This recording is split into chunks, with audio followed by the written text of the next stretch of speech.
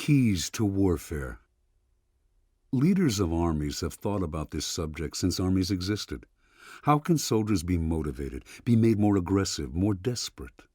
Some generals have relied on fiery oratory, and those particularly good at it have had some success.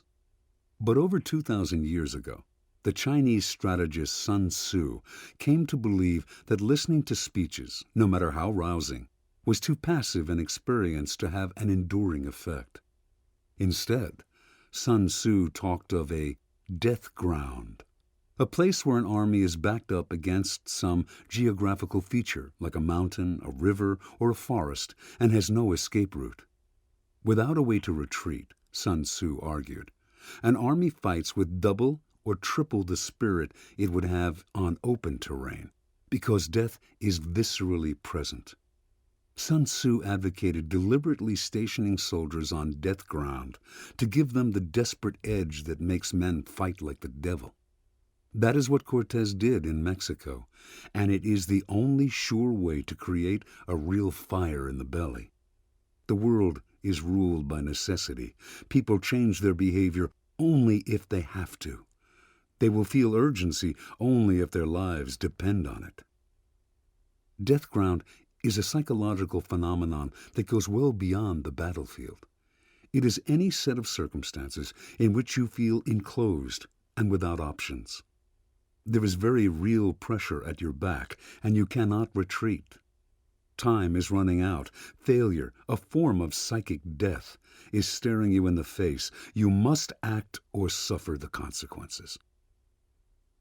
The trick is to use this effect deliberately from time to time, to practice it on yourself as a kind of wake-up call. The following 5 actions are designed to put you on a psychological death ground. Reading and thinking about them won't work. You must put them into effect. They are forms of pressure to apply to yourself. Depending on whether you want a low-intensity jolt for regular use or a real shock, you can turn the level up or down. The scale is up to you. Stake everything on a single throw. Often we try too many things at one time, thinking that one of them will bring us success. But in these situations, our minds are diffused, our efforts half-hearted. It is better to take on one daunting challenge, even one that others think foolish. Our future is at stake. We cannot afford to lose. So we don't. Act before you are ready. We often wait too long to act, particularly when we face no outside pressure. It is sometimes better to act before you think you are ready, to force the issue. Not only will you take your opponent by surprise, you will also have to make the most of your resources. You have committed yourself and cannot turn back. Under pressure, your creativity will flourish. Do this often, and you will develop your ability to think and act fast. Enter new waters. Sometimes you have to force yourself onto death ground, leaving stale relationships and comfortable situations behind, cutting your ties to the past. If you give yourself no way out, you will have to make your new endeavor work. Leaving the past for unknown terrain is like death, and feeling this finality will snap you back to life. Make it you against the world. A fighting spirit needs a little edge, some anger and hatred to fuel it. So do not sit back and wait for people to get aggressive. Irritate and infuriate them deliberately. Feeling cornered by a multitude of people who dislike you, you will fight like hell. Hatred is a powerful emotion. Remember, in any battle, you are putting your name and reputation on the line. Your enemies will relish your failure. Use that pressure to make yourself fight harder. Keep yourself restless and unsatisfied.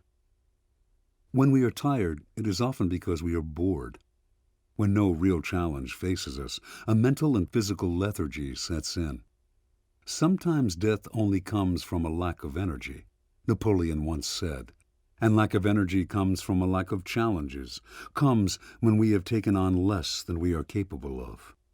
Take a risk and your body and mind will respond with a rush of energy.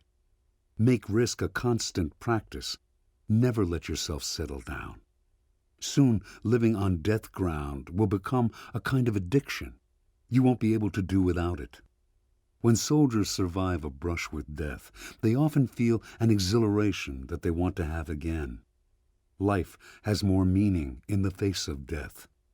The risks you keep taking, the challenges you keep overcoming, are like symbolic deaths that sharpen your appreciation of life. Reversal. If the feeling of having nothing to lose can propel you forward, it can do the same for others. You must avoid any conflict with people in this position. Maybe they are living in terrible conditions or, for whatever reason, are suicidal. In any case, they are desperate, and desperate people will risk everything in a fight. This gives them a huge advantage. Already defeated by circumstances, they have nothing to lose. You do. Leave them alone. Part 2. Organizational team warfare. You may have brilliant ideas, you may be able to invent unbeatable strategies, but if the group that you depend on to execute your plans is unresponsive and uncreative, and if its members always put their personal agendas first, your ideas will mean nothing. You must learn the lesson of war. It is the structure of the army, the chain of command, and the relationship of the parts to the whole that will give your strategies force. The primary goal in war is to build speed and mobility into the very structure of your army. That means having a single authority on top, avoiding the hesitancy and confusion of divided leadership. It means giving soldiers a sense of the overall goal to be accomplished and the latitude to take action to meet that goal.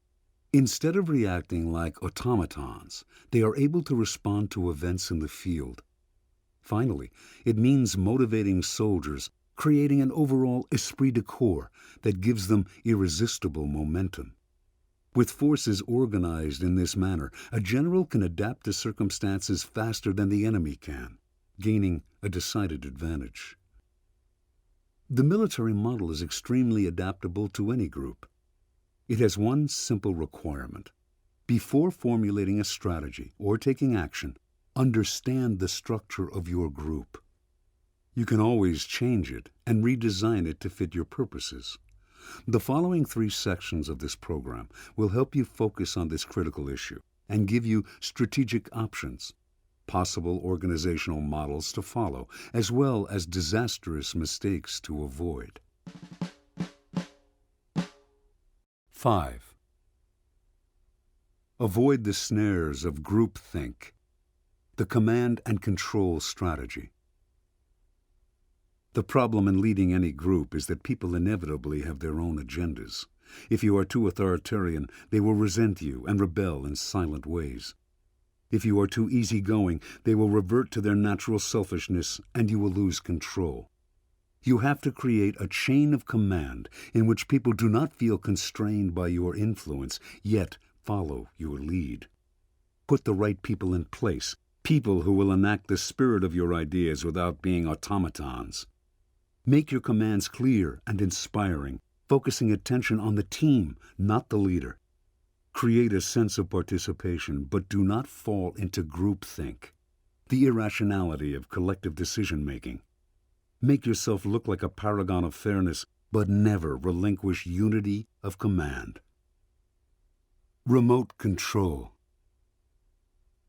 In the late 1930s, U.S. Brigadier General George C. Marshall, 1880-1958, preached the need for major military reform. The Army had too few soldiers, they were badly trained, current doctrine was ill-suited to modern technology. The list of problems went on. In 1939, President Franklin D. Roosevelt had to select his next Army Chief of Staff. The appointment was critical. World War II had begun in Europe, and Roosevelt believed that the United States was sure to get involved. He understood the need for military reform, so he bypassed generals with more seniority and experience and chose Marshall for the job. The appointment was a curse in disguise, for the War Department was hopelessly dysfunctional. Many of its generals had monstrous egos and the power to impose their way of doing things. Senior officers, instead of retiring, took jobs in the department, amassing power bases and fiefdoms that they did everything they could to protect. A place of feuds, waste, communication breakdowns, and overlapping jobs, the department was a mess. How could Marshall revamp the Army for global war if he could not control it? How could he create order and efficiency? Some 10 years earlier, Marshall had served as the assistant commander of the infantry school at Fort Benning, Georgia, where he had trained many officers. Throughout his time there, he had kept a notebook in which he recorded the names of promising young men. Soon after becoming chief of staff, Marshall began to retire the older officers in the War Department and replace them with these younger men whom he had personally trained. These officers were ambitious. They shared his desire for reform, and he encouraged them to speak their minds and show initiative. They included men like Omar Bradley and Mark Clark, who would be crucial in World War II, but no one was more important than the protege Marshall spent the most time on, Dwight D. Eisenhower. The relationship began a few days after the attack on Pearl Harbor, when Marshall asked Eisenhower, then a colonel, to prepare a report on what should be done in the Far East. The report showed Marshall that Eisenhower shared his ideas on how to run the war. For the next few months, he kept Eisenhower in the War Plans Division and watched him closely. The two men met every day, and in that time, Eisenhower soaked up Marshall's style of leadership, his way of getting things done. Marshall tested Eisenhower's patience by indicating that he planned to keep him in Washington instead of giving him the field assignment that he desperately wanted. The colonel passed the test. Much like Marshall himself, he got along well with other officers, yet was quietly forceful. In July 1942, as the Americans prepared to enter the war by fighting alongside the British in North Africa, Marshall surprised one and all by naming Eisenhower commander in the European theater of operations. Eisenhower was, by this time, a lieutenant general, but was still relatively unknown, and in his first few months in the job, as the Americans fared poorly in North Africa, the British clamored for a replacement. But Marshall stood by his man, offering him advice and encouragement. One key suggestion was for Eisenhower to develop a protege, much as Marshall had with him, a kind of roving deputy who thought the way he did and would act as his go-between with subordinates. Marshall's suggestion for the post was Major General Bradley, a man he knew well. Eisenhower accepted the idea, essentially duplicating the staff structure that Marshall had created in the War Department. With Bradley in place, Marshall left Eisenhower alone.